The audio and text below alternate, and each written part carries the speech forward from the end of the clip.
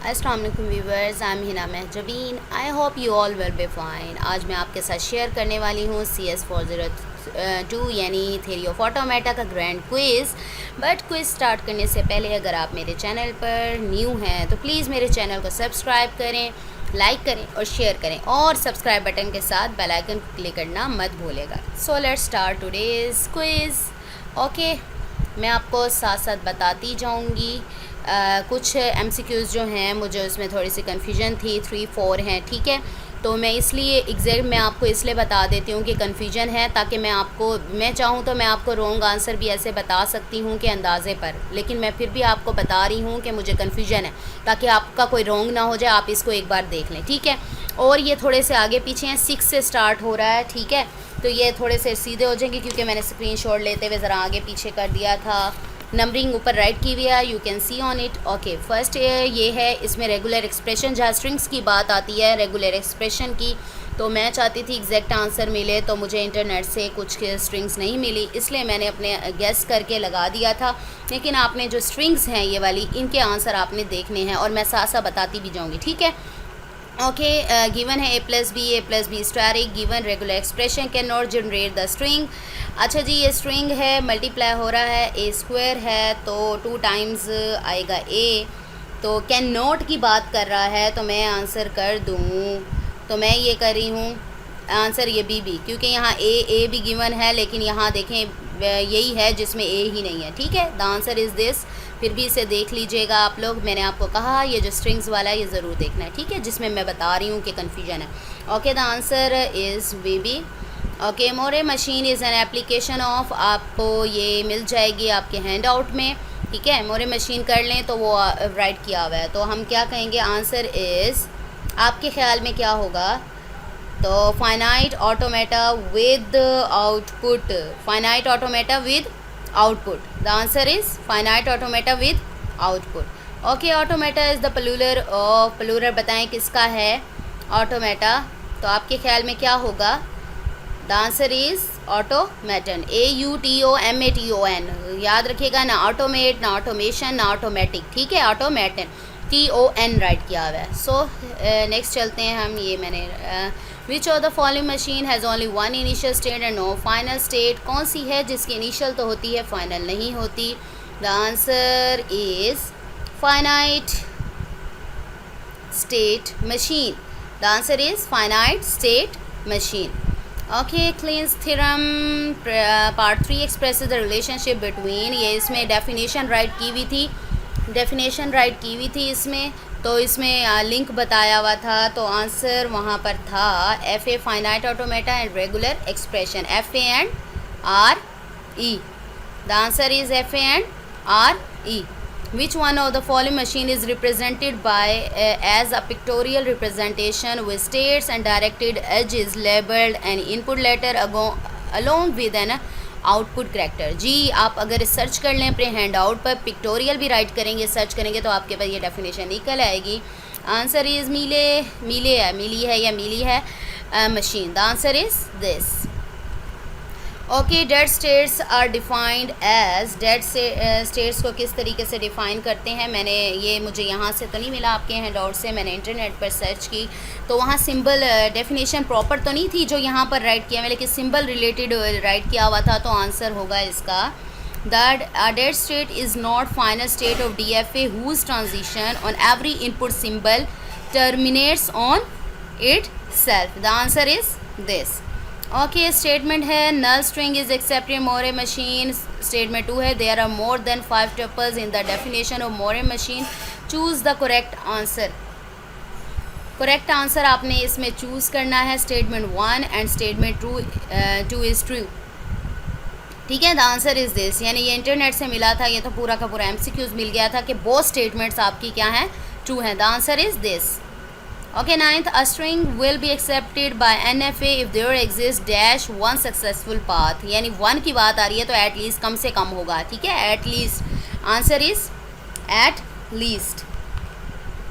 Okay, which of the following is free of non determinism, आप अगर non determinism की definition में जाएँ, वहाँ पर राइट किया हुआ था कि जो FA है वो डिटर्मिनिस्टिक होता है, मीन्स ये किससे फ्री हो गया ना, नॉन से, तो आंसर इज़ FA यानी finite automata. The answer is FA।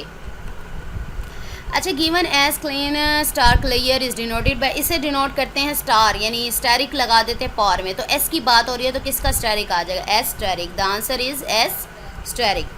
Okay, if we have a finite language and the number of states in the FA is n, then the maximum number of letters in the each word of the language that will be accepted by the given FA will be। तो इसमें मैं confuse थी, मैंने वैसे answer लगाया n-1।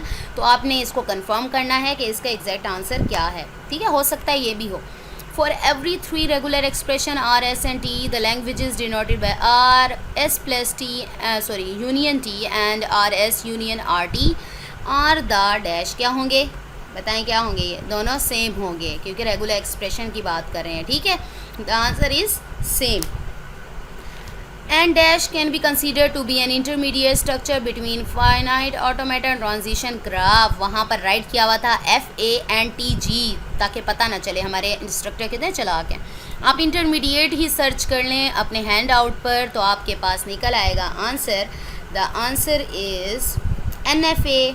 The answer is NFA। The difference between number of states with regular expression A plus B and A plus B steric। तो ये answer मुझे मिल गया था इंटरनेट से। The answer is 1। The answer is 1 यानी states कितनी होंगी? Difference क्या होगा? 1 का। ये गिना गया। फॉलोइंग FA will accept क्या करेगा? मुझे तो लगा था दोनों कर लेगा, लेकिन जब मैंने आंसर देखा तो आंसर निकला odd number of zeros and ones। मुझे बहुत दुख हुआ। odd number of zeros and ones। Okay, let FA3 be an FA corresponding to FA1, FA2, then the initial state of FA3 must correspond to the initial state of। आप अगर FA3 भी search कर लें तो आपके पास वो आपके hand out में आंसर निकल आएगा। ठीक है, आंसर FA3 पर निकल आएगा। तो आपके ख्याल में क्या होगा आंसर? आंसर इज़ आपको वहाँ पर फाइनल स्टेट के बारे में भी लिखा हुआ है, इनिशियल स्टेट के बारे में भी लिखा हुआ है। ठीक है, तो आंसर इनिशियल स्टेट का वो पूछ रहा है तो ये होगा answer FA1 only. The answer is FA only. Okay, cleans theorem states that. अच्छा जी, मैंने सर्च किया भाई, मुझे तो कॉन्टेक्स्ट का भी नहीं मिला। ठीक है, इसका रेगुलर एक्सप्रेशन का भी नहीं था। तो मैंने रिकर्सिव देखा, जो इसका टॉपिक है ना रिकर्सिव लैंग्वेज का, वो इस थ्योरम के नीचे था। तो मुझे इसमें कन्फ्यूजन है, लेकिन मुझे लगता है कि यही आंसर है। All representations of recursive language are equivalent। The answer is this। Okay, FA of even language shows null string when initial state is final as well। The answer is this। Okay, even फिर आ गया।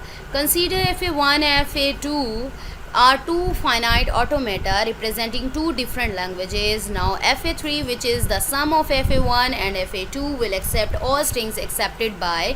आप इसको FA3 जैसे पहले किया था आपने search, इसको अपने हैंड आउट पर सर्च करें तो इसके टॉपिक्स निकल आएंगे आपको, जिससे आपको पता चलेगा इसका आंसर क्या है। वहाँ पर था FA1 और FA2 या फिर और बोथ राइट किया हुआ था। तो बोथ वाली तो है नहीं लाइन, तो ये क्या होगा? FA1 और FA1 और FA2। The answer is this.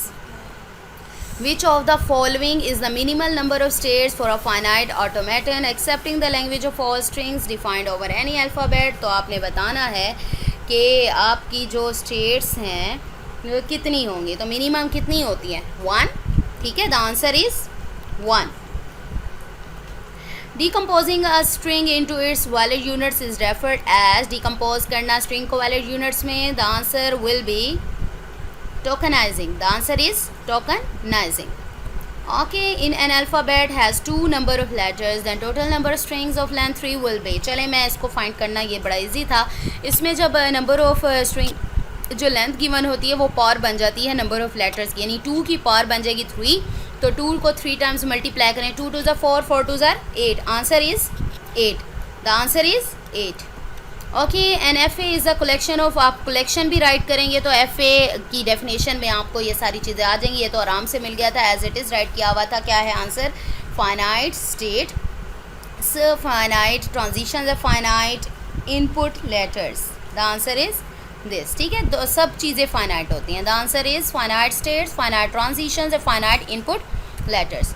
In Mealy machine the output depends on. अच्छा जी, the answer is present state and present input. Answer is present state and present input.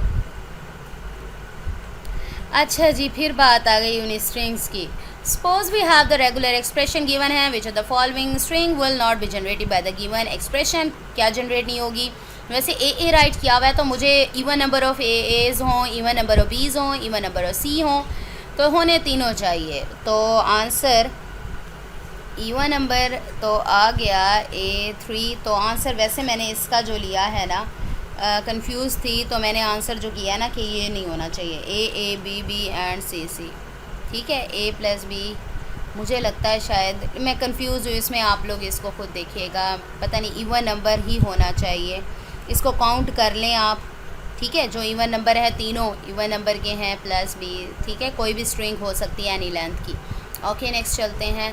Which one of the following word is not accepted by the given expression. कौन सा word accept नहीं होगा? ये वाला मैंने right किया, confuse हूँ लेकिन है यही। ठीक है, 0 1 0 0 0 1 0। The answer is this. Okay, reverse of string B C A B E D defined over A B B C D E. Reverse होता है, उलट को कहते हैं, तो क्या आंसर आएगा? D E. ठीक है, डी ई। तो क्या बन रहा है आपका? रिवर्स आपने करना है, डी ई। आंसर क्या होगा? D E B A B, D E B A B and C. ठीक है, the answer is this, D E B A B and small C. Okay, next, FA corresponding to an NFA can be built by introducing an empty state for a letter having. The answer is no transition at certain state. No transition at certain state. Which one of the following is the regular expression for the language over AB having all the words starting with B? चलो देखें, starting with B। ये तो double है यानी even number हो गया। ये है answer. Answer is A bracket A plus B star 1। The answer is this. So हमारे सारे MCQs हो गए कंप्लीट। तो आप लोगों ने क्या करना है, इसे देख लीजिएगा ताकि पता चल जाए कि आप लोगों के ऐसे MCQs आते हैं। मेरा बेसिक पर्पज़ ये होता है कि आपको आइडिया सॉल्यूशन प्रोवाइड किया जाए ताकि थोड़ा से पता चल जाए कि किस किस्म के आएंगे। अपना ख्याल रखिएगा। Take care. अल्लाह हाफिज़।